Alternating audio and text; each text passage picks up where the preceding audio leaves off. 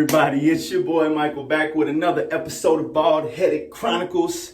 In today's episode, we'll be discussing my newest single, Boots on the Ground. I hope y'all enjoy it. If you haven't had a chance to listen to it, the link is in the bio. I don't want to be one of those guys that'll say click the link in the bio, but if you want to listen, click the link in the bio. Other than that, hope y'all having a great day. Let's go ahead and get into it. On the ground, stepping hard and loud. Boots on the ground, stepping hard and loud. Boots on the ground, stepping hard and loud. Boots on the ground, stepping hard and loud. So I began thinking about this title around the time that COVID hit. So this must have been around a little bit before March. I was on BeatStars, surfing the web, the World Wide Web.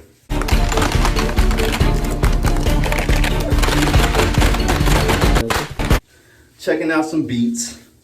And after going through about 20 bad ones, 10 good ones, 2 decent ones, 3 fire ones, and 7 cold ones, I landed on the beat I chose for Boots on the Ground.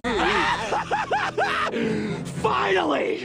I know some of you all are out there wondering, like, Mike, why would you call your song Boots on the Ground? Well, here's an answer for you.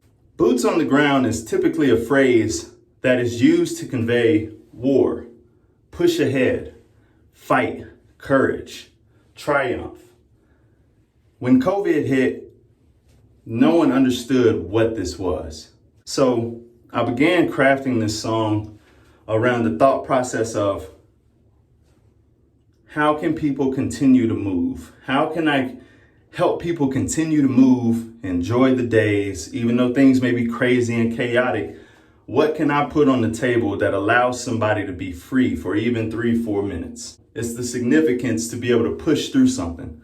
Keep going. Don't give up. Keep fighting. In my household growing up, keep on keeping on was one of the main slogans that we were brought up on. And that's to say that regardless of what happens, these things are gonna happen. So at some point, as humans, we have to be able to keep on keeping on. You have to learn to push. So my title came from triumph, pushing through, and things like that. This one cracked me up right here, y'all. I had a few people reach out to me and they asked me, hey man, behind your hook when you were saying boots on the ground, stepping hard and loud, boots on the ground, stepping hard and loud.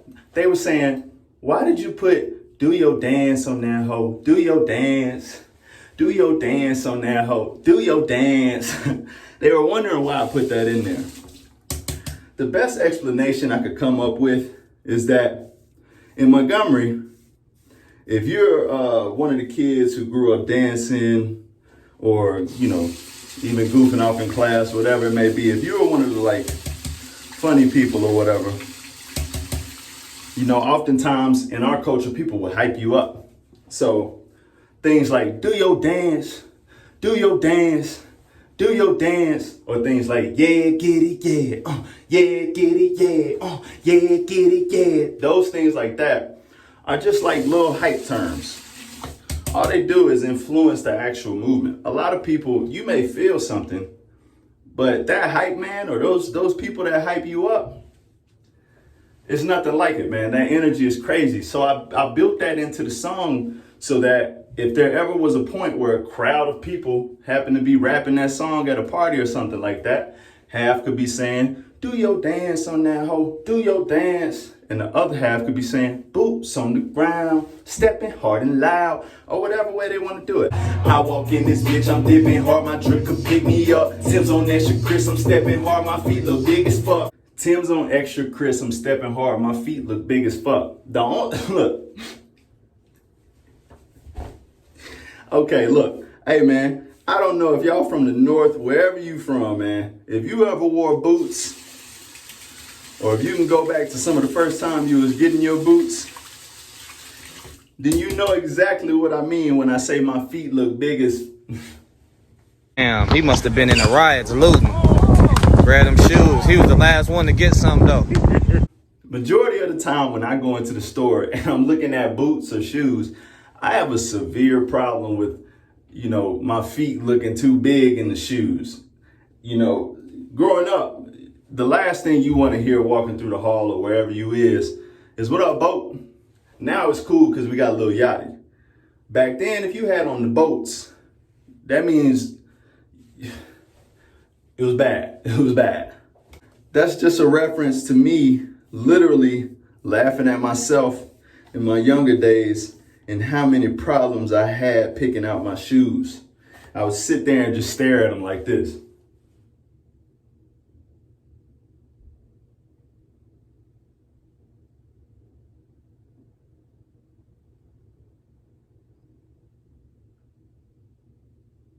$2,000 I like those. So oftentimes my boots did look pretty big, man. And that's just funny because the title of the song is Boots on the Ground. And I actually wasn't thinking about that when I wrote it. Just kind of happened organically. 06 in my whip, I'm like the drought, I'm high as fuck right now. My shit in your speakers like the easy baking 90s houses. I know y'all caught that line. I know you caught that line. I know you caught that line. That easy bake line? Yeah, that line. Easy bake? If you was born in the early 90s and you don't know what the easy bake oven is, cut my video off right now. Let's bake with the new Easy Bake Ultimate Oven. New Easy Bake, yeah, it's the one for you. Cakes and cookies, baking with friends. The Easy Bake Oven was one of the most sold child toys in the world around the early 90s. Now, I don't know how long that trend continued, but I can say this. If y'all ain't never had one of them brownies out of that Easy Bake Oven, you haven't lived. I remember I would wake up early in the morning. One of the younger homies, his little sister had an Easy Bake Oven, and he used to live up the road. And I would run full speed up the road. I've always had a problem with sweets. I'm just now realizing that while I'm telling y'all this story.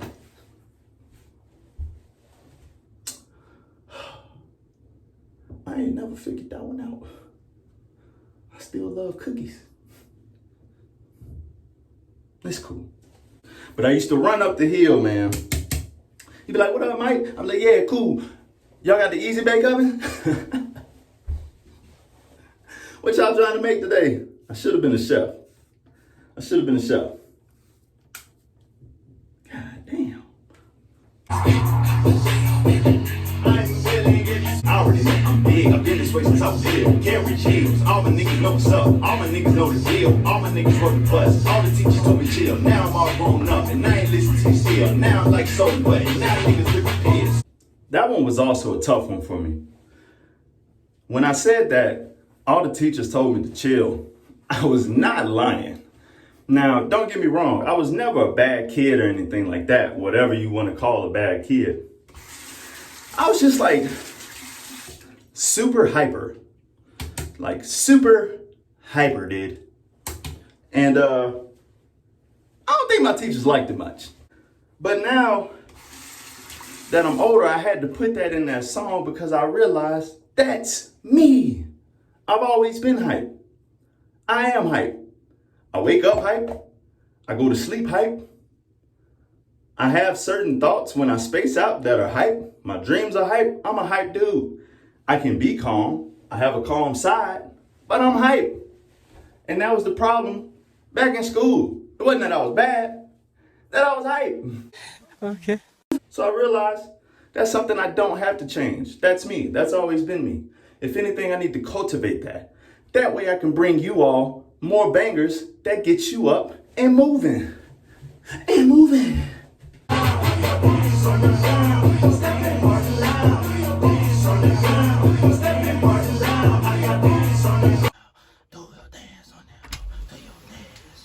Hey, yo, Mike, what are you doing, man? Mike, your session ended like an hour ago. What you doing in here, man? What? Come on, you gotta go, bro. Where Brad at? Hey, come on, let's go. Yo. B. Shit, bro, for real? Yeah, you gotta go, man. My bad. All right. Hey, let's go.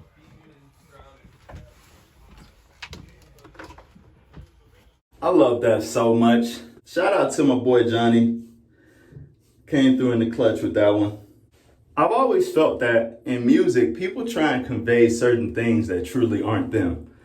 Now, granted, I don't know too many people in the music game, but I do know some. And for the very few that I actually do know, I can say that they are genuine people and they are actually themselves. So what you see is what you truly get. There may be deeper levels that a lot of people won't ever get to see, but those people are actually who they are. For the majority, though, what I do see is a lot of copycat. What I do see is a lot of acting and portraying of things that aren't actually them. So for me, I put that skit at the end to show you all how much I actually adore comedy. That skit was literally for you all and for y'all's enjoyment. I had a great time making that skit. But I figured that listening to a good song isn't always good enough. Sometimes a creator wants to go the extra mile for his fans or for her fans and the people that actually enjoy their creativeness and the things that they bring to the table. I appreciate y'all for the year that y'all have allowed me to have. I appreciate y'all for sticking with your boy. I appreciate y'all for tuning into these Bald-Headed Chronicles. And I appreciate y'all for everything that y'all are doing, man. I want to shout out a couple of people.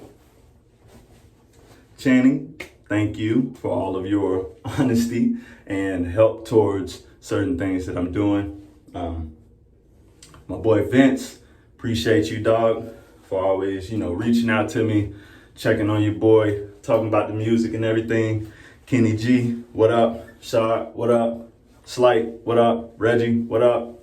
Yo, everybody, man, I appreciate y'all. So we're gonna keep it rocking through 2021, and lots more to come in store. We all freshy weshy. We all shavy wavy. I want to thank y'all for tuning in to yet another episode. If you haven't had a chance to check out the song Boots on the Ground, it is now live across all media platforms. Just go ahead and click the link in my bio and it'll shoot you right to it. Other than that, I hope y'all have a dope ass week. And I hope y'all keep burning through, keep pushing, keep the hope alive. Because we're going to come out of this much stronger, y'all. So I want to say thank you. Y'all have a good one. See you in the next one. And we out.